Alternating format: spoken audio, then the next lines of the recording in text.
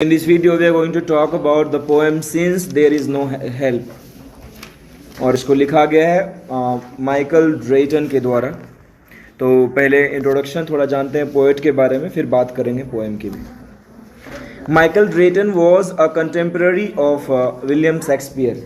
Michael Drayton जो थे William Shakespeare के कंटेम्प्रेरी थे। कंटेम्प्रेरी मतलब समकालीन, उसी के टाइम में हुए थे। He was born a year before Shakespeare in 1563। और आप जानते होंगे कि शेक्सपियर का जन्म 1564 में हुआ था और मृत्यु 1616 में, तो उनसे एक साल पहले यानी 1563 में इनका जन्म हुआ था। Like the bard he was a Warwickshire lad. अब जैसा कि वो एक बार्ड ऑफ एवन कहे जाते थे, उसी तरह इनको वेरविकशायर लैड कहा जाता था। लैड मतलब लड़का होता है। He wrote a great number of poems including a travelogue about England. उन्होंने बहुत सारी कविताएं लिखी और उसमें से एक थी ट्रेवलॉग। ट्रेवलॉग मतलब कहा जाता है यात्रा वृत्तांत, जो यात्रा के बारे में होता है, किसी में यात्रा का जिक्र होता है। तो इंग्लैंड के एक ट्रेवलॉग को भी लिखा, वो उसी में एडिड है। His poetry is not red much now. हालांकि उनकी कविताएं अब उतनी नहीं पढ़ी जाती हैं, यानी शेक्सपियर की तरह जितनी कविताएं उनकी पॉपुलर हैं आज भी, उतनी ज़्यादा इसे पढ़ी नहीं जाती है। The beginning of the sonnet, शुरुआत होती है कविता since there is no help come let us kiss and part.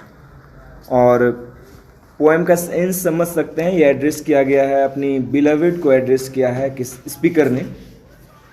It is a well known poem, जानी मानी कविता है। It was the 61st poem in a sonnet sequence, और उनकी एक 61वीं कविता थी। और आइडियाज़ मिरर है ना, ये पब्लिश हुई थी आइडियाज़ मिरर में, उस एंथोलॉजी का नाम था। उसमें बहुत सारे सोनेट्स थे, उसमें ये 61वां सोनेट था। This anthology was published in 1594, और ये 1594 में पब्लिश हुआ था। It was the time when Shakespeare may have been composing his sonnets, और ये वही समय था जब शेक्सपियर भी अपने वर्क्स पब्लिश कर रहा होगा।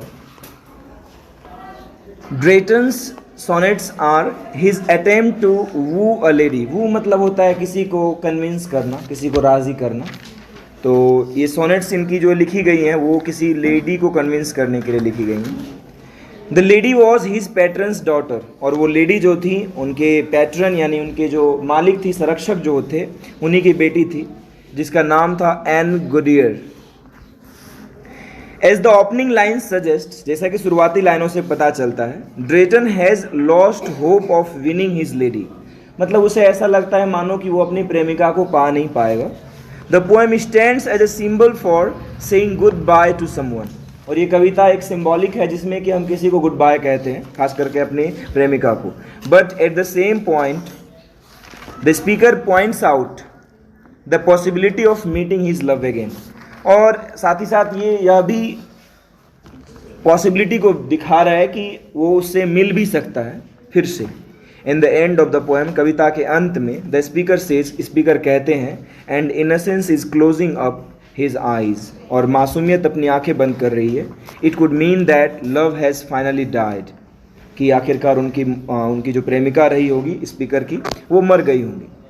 And two lovers are separated forever, और हमेशा के लिए दो लवर्स अलग हो गए होंगे। And there could also be another meaning that innocence closed dying love's eyes and gave him final peace, और संभावना ये भी है कि हो सकता है वो हमेशा के लिए मिल गए हों।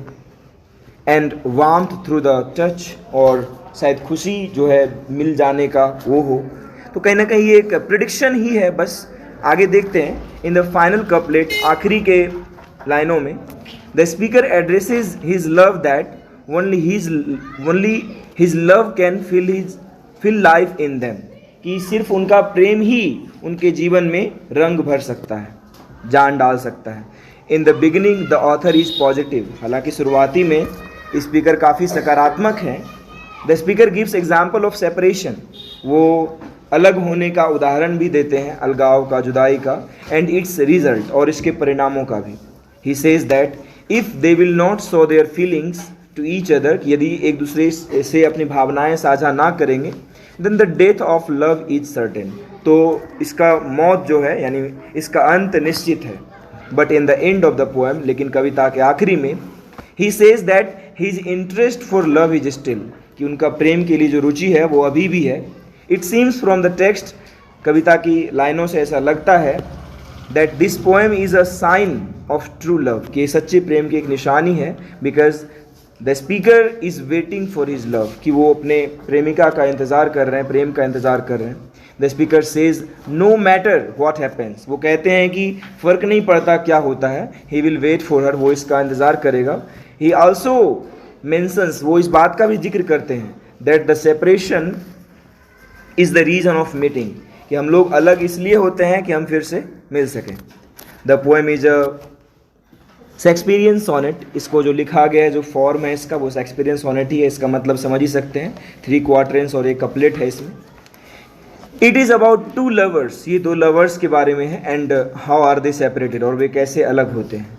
The poem has full rhymes at the end of the line, और ये फुल राइम्स में लिखा गया है, इसका जो पैटर्न है. The couplet consists of an eye rhyme, और आखिरी में कपलेट में जो है आई राइम है. आई राइम का मतलब होता है एग्जैक्टली जब मिल जाए, है ना. The poem is written under the meter of iambic pentameter, और वैसे भी जितने भी शेक्सपियरियन सोनेट्स होते हैं या most of the poems iambic pentameter में ही लिखे जाते हैं. Michael Drayton has used similar words in the beginning of the lines, शुरुआती लाइनों में उन्होंने मिलते जुलते शब्दों का प्रयोग किया है. His separations includes conjunction, that and adverb now, इन शब्दों का बहुत ज़्यादा बार प्रयोग किया गया है, जैसे दैट और now. The mood and tone of the sonnet, sonnet की जो मूड और टोन है वो बहुत ही सैड है एंड पिटीफुल है, मतलब कह सकते हैं कि बुरी हालात है, उस स्थिति को दिखाता है. विथ अ लिटिल होप, और थोड़ी थोड़ी उम्मीदें भी हैं. It seems from the text that being away from his beloved, ये अपनी प्रेमिका से अलग होने के कारण इनका मुश्किल वक्त चल रहा है ना, ये काफ़ी मुश्किल होता है अलग होना. Is hard for him, but they will have to, लेकिन उन्हें अलग होना पड़ेगा due to some unknown reasons, कुछ कारणों से. Sonnet as usual is divided into 2 parts, 2 parts में बांटा गया है. The first part tells the story of the breakup of the speaker and the love. तो पहला पार्ट जो है उसके ब्रेकअप के बारे में है, दोनों के अलग होने के बारे में है. एंड इन माई ओपिनियन, हमने यहाँ पर अपनी ओपिनियन की बात की है. दिस रिलेशनशिप इज़ होपलेस, इस रिलेशनशिप में कोई उम्मीद नहीं है. विच हैज़ नो फ्यूचर, और इसका कोई भविष्य भी नहीं है. In the further parts of the poem, कविता के आगे के पार्ट्स में, we see mixed feelings of glad and hope, हम खुशी और उम्मीद के एक मिली जुली भावना को देखते हैं. Once the speaker is ready to leave his love forever, एक बार क्या होता है कि वो हमेशा के लिए छोड़ने को तैयार भी हो जाता है. But suddenly he starts expecting their meeting, लेकिन वो अचानक से फिर से मिलने की भी उम्मीद करने लग जाता है. The second part of the poem is very hopeful, दूसरा पार्ट थोड़ा ऑप्टिमिस्टिक है, थोड़ा होपफुल हो रहे हैं जो स्पीकर इसके हैं. The words don't look like that, हालांकि शब्द ऐसे नहीं लगते, but there is only one thing that is hope, लेकिन उम्मीदें हैं. The special feature of this poem is seductiveness. Seductiveness मतलब लाइक किसी को सेड्यूस करना, किसी को कन्विंस करना कोई चीज़ के लिए. It is very uncommon but it makes this poem, हालांकि ये काफ़ी असामान्य बात है, असहज बात है, इनकी कविताओं में उतनी ज़्यादा देखने को नहीं मिलती है, लेकिन यही इस कविता को खास भी बनाती है. The other sonnets are also about seduction and this one is also not so far away. हालांकि इनकी लगभग सोनेट्स में इन बातों का जिक्र है, और ये भी कुछ उससे अलग नहीं है. यानी कहा जाए तो माइकल ड्रेटन की जो सोनेट्स हैं, वो हमने पहले भी बात करी कि उनकी जो एंथोलॉजी है उसमें पूरे ही किसी लेडी को वू करने के लिए ही लिखा गया है. शेक्सपियर ने भी बहुत सारे पोएम्स जो है लिखे हैं, वो अपने बिलव्ड के लिए, या कहा जाता है कभी कभी एक डार्क लेडी अननोन हो, वो कोई पता नहीं किसको कि कौन थी वो, लेकिन लिखा है उन्होंने भी. उनकी तरह तरह के सेक्शंस में बांटे जाते हैं. शुरुआती दूसरों के लिए लिखा गया है, फिर कुछ क्वीन एलिजाबेथ को भी डेडिकेटेड है. That was it. Thank you.